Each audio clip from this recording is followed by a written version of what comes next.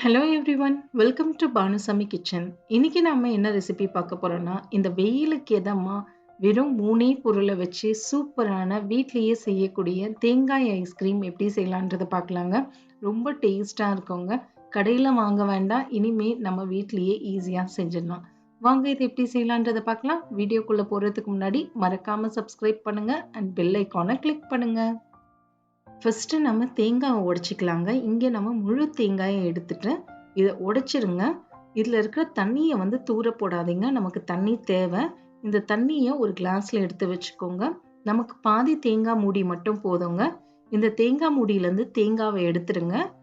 எடுத்துட்டு இதில் தோலை நம்ம சீவிக்கலாங்க. இது மேலே இருக்கு பார்த்தீங்களா, அந்த தோல் நமக்கு தேவை கிடையாது. இந்த தோலை ஃபுல்லாக சீவிடுங்க.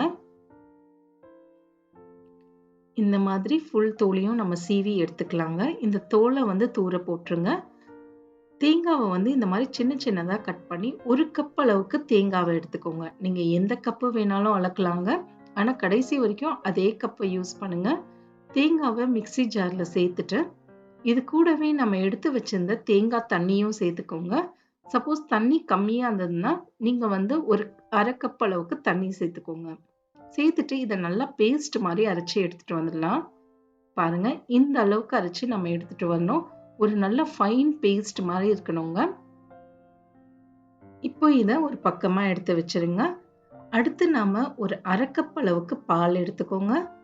இந்த பால்ல 1 டேபிள் ஸ்பூன் அளவுக்கு கார்ன்ஃப்ளவர் சேர்த்துக்கோங்க. நீங்க ஸ்டார்டிங்ல எந்த கப்ல அளக்குறீங்களோ கடைசி வரைக்கும் அதே கப் எடுத்துக்கோங்க. கார்ன்ஃப்ளவர் சேர்த்துட்டு இதை நல்லா கலந்து விட்டுருங்க. கட்டிகள் இல்லாம இதை நல்லா 1 நிமிஷம் கலந்துக்கோங்க. இதையும் ஒரு பக்கமா எடுத்து வச்சிருங்க. இப்ப அடுப்புல ஒரு கடாய் எடுத்துக்கோங்க. இதுல 1 கப் அளவுக்கு காய்ச்சின பால் சேர்த்துக்கோங்க. பால் காய்ச்சி இருக்கணுங்க. காய்ச்சின பாலை சேர்த்துட்டு இது நல்லா ஒரு கொதி வரட்டும். திக்கான பாலா யூஸ் பண்ணுங்க. அப்போதான் ஐஸ்கிரீமும் நமக்கு நல்லா கிரீமியா கிடைக்கும். இப்போ பாத்தீங்கன்னா பால் நல்லா கொதிச்சிடுச்சு. இதுல நம்ம எடுத்து வச்சிருந்த அந்த கார்ன்ஃப்ளவர் ஸ்லரியே இதுல சேர்த்துக்கோங்க. அந்த கார்ன்ஃப்ளவர் பால் சேர்த்துருந்தோம் பார்த்தீங்களா, அதை இதில் சேர்த்துட்டேன். கைவிடாமல் கிளறிட்டே இருங்க.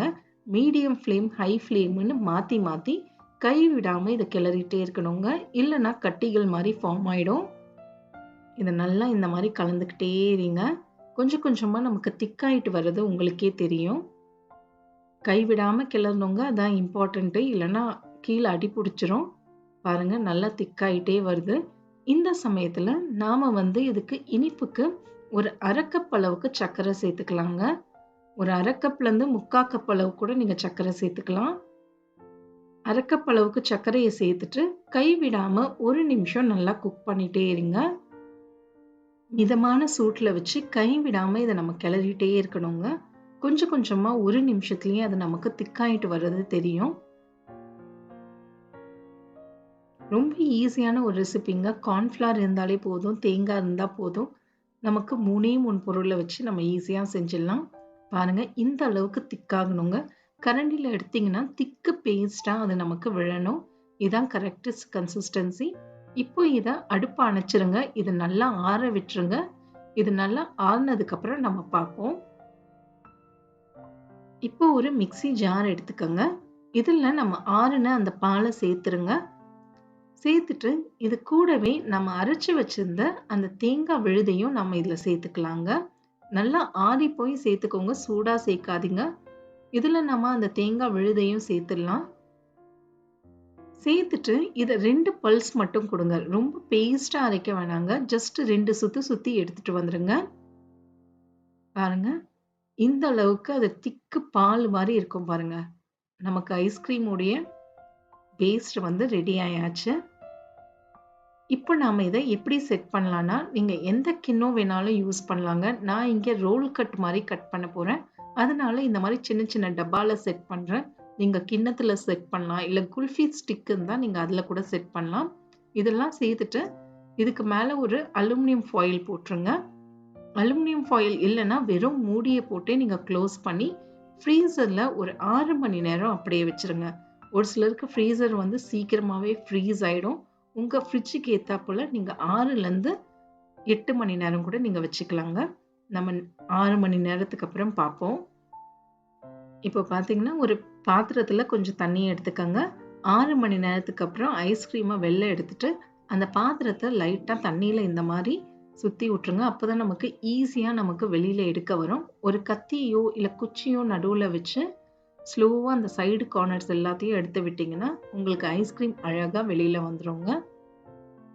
ரொம்பவே ஈஸியான ரெசிபிங்க. உங்க குழந்தைங்களுக்கும் ரொம்ப பிடிக்கும். நம்ம இனிமேல் கடையில வாங்காம வீட்லயே ஈஸியா இத நீங்க 10லருந்து 20 நிமிஷத்திலேயே செஞ்சு முடிச்சிடலாம். இந்த வெயிலுக்கு ரொம்பவே பெர்ஃபெக்ட்டான ஒரு ரெசிபிங்க. பாருங்க எவ்வளோ அழகா டீமோல்ட் ஆயி வந்துடுச்சு. இப்போ நாம இத ரவுண்டு ஷேப்பா கட் பண்ணிக்கலாங்க. நீங்க இது எந்த பாத்திரத்தில வேணாலும் போட்டு செட் பண்ணிக்கலாம். அவ்வளோதாங்க நமக்கு சூப்பரான கோகோனட் ஐஸ்கிரீம் ரெடி ஆயாச்சு. இதே அளவுகளோட செஞ்சு பாருங்க. உங்க வீட்ல எல்லாருக்குமே ரொம்ப பிடிக்கும். அந்த அளவுக்கு டேஸ்ட்டா இருக்கும். செஞ்சு பார்த்துட்டு எப்படி வந்ததுன்றத எனக்கு கமெண்ட்ஸ்ல சொல்லுங்க. மறக்காம சப்ஸ்கிரைப் பண்ணுங்க அண்ட் பெல் ஐகான கிளிக் பண்ணுங்க. இன்னொரு வீடியோல உங்கள நான் பார்க்குறேன். தேங்க் யூ ஃபார் வாட்சிங்.